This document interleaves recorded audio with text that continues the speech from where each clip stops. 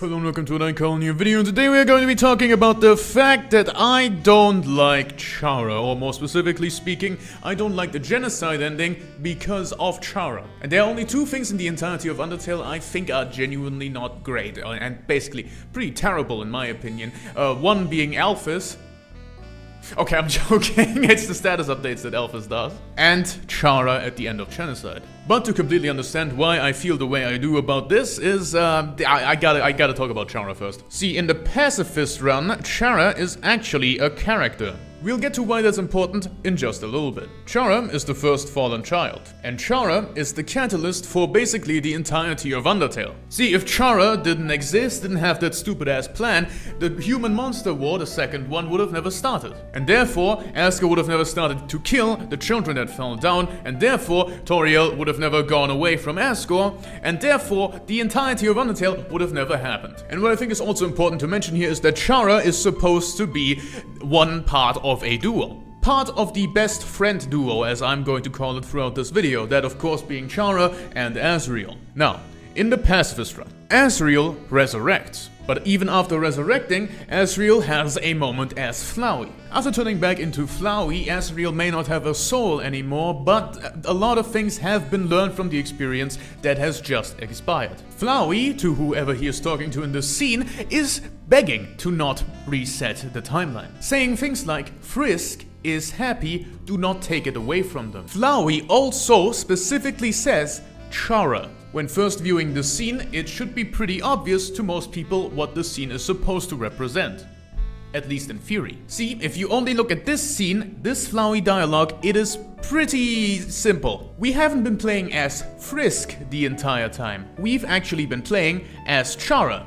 This would also explain why in the battle menu, instead of saying Frisk, it says Chara. That would explain why every time you open the menu, it says Chara instead of Frisk. And that's why we named the first fallen human instead of the one we're actually controlling. Because we are controlling the first fallen human, controlling Frisk. At least that's what you think after playing Pacifist. Because then genocide happens, in which Chara is the one that resurrects. And Chara is the one with the dialogue. See, the reason I believe that it was built up like this is because they are supposed to mirror each other. The best friend duo resurrects in their respective runs and then gets the final dialogue in their respective runs. And I think that's how it was written. Instead of having an actual reason for Chara to resurrect, I think it was just, yeah, the duo should resurrect in their respective route. I think that was the initial thought process. And then something was tagged onto Chara. Because you see, the Chara resurrecting thing and Chara having a dialogue with whoever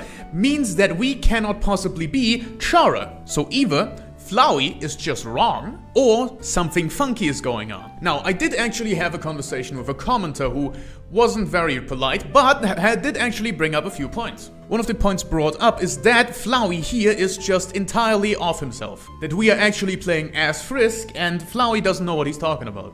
But to that I can only question, what is he talking to then? Is Flowey kind of like looking at a wall? Because if we go with that interpretation, that would be rather silly in my opinion. Flowey has to be talking to something, and I feel like if we aren't Chara, you know, the spirit, then who is he talking to? We aren't Frisk, that much is obvious. I mean, Flowey says it, and even if we go under the assumption that Flowey is just talking to a wall, we can actually tell that Frisk is not a self-insert character. Because of this one very specific scene in the Undying Date, where you can pick soda in this specific choice you have, and even Frisk will make a face like they don't want the soda. So we actually know two things about the character of Frisk. They don't like soda, and they like living happily ever after. But yes, this confirms that Frisk is a character. But Chara is also a character. So who are we playing? And who is Chara talking to? Is Chara talking to Frisk? That can't be, right? Because Frisk doesn't want that. Frisk likes the happily ever after and dislikes sodas. But most importantly, likes the happily ever after would enjoy. We are ripping Frisk's happiness away. And also, every time we do a true reset, Frisk's reactions reset as well. So that tells me Frisk is also in that time loop, trapped. But like, who is Chara talking to? If we go under the assumption that the player itself is not a thing in the universe, then Chara is talking to nothing. Get the fucking gift back of fucking talking to a wall. That's Chara now. So this tells me that the player has to be a being in Undertale. But that sucks. I'm gonna be completely honest, I fucking hate that. See, because I like Deltarune, a lot of people would think that I do enjoy this as well. But in actuality, I fucking don't, because most of the game isn't built for that. See, in Deltarune, there's a distinct difference. Throughout the entire game, we have Chris doing stuff. We have Chris acknowledging that Chris is in fact a character and acting independent of the player, so that even if you're shocked by the chapter 1 ending, you understand, oh, I get it, this character is not me, and I am taking control of it. So yeah, in a story like Deltarune, it makes complete sense in my mind that the player is the character. However, in the story of Undertale, it doesn't make any goddamn sense, because literally the only piece of autonomy we have seen from Frisk is Frisk saying they don't like soda. If you play pacifist, you can see that ending as a twist. Oh, we weren't actually playing as Frisk. Frisk wasn't our Mario. We were a different entity altogether. We are the human we named who somehow connected their soul to Frisk's soul. But Chara actively says, bitch, I don't have a soul. You gave me yours. So that is Chara talking to Frisk? Because if you, a person gave Chara a soul, does that mean Frisk didn't have one? That's stupid too. So is Chara talking to Frisk? No, that can't be right, because Frisk isn't in charge. Frisk is actively not the player character. We know this from here.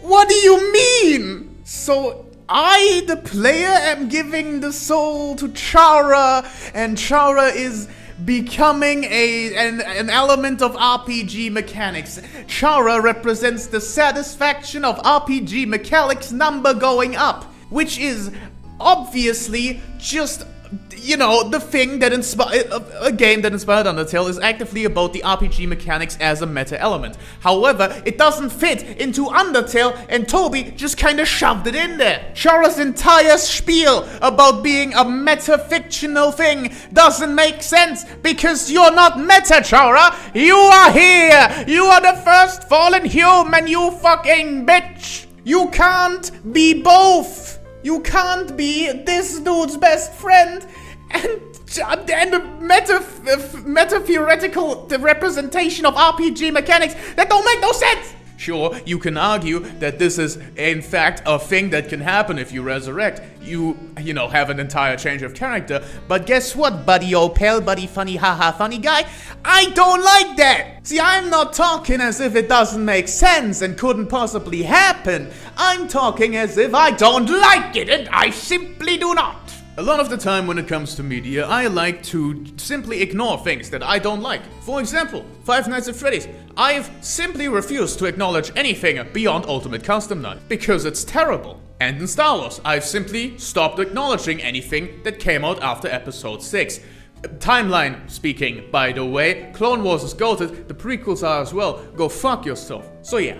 I'm like pretty high up on the ladder on the whole death of the author thing, and I think I'm gonna kill the author. Toby, sorry, but I'm picking out the trident. I think the Undertale narrative is a lot more satisfying if we simply ignore this whole thing. Simply replace Chara with literally anything else. You can still have your commentary about a, you know, incessant player trying to see everything.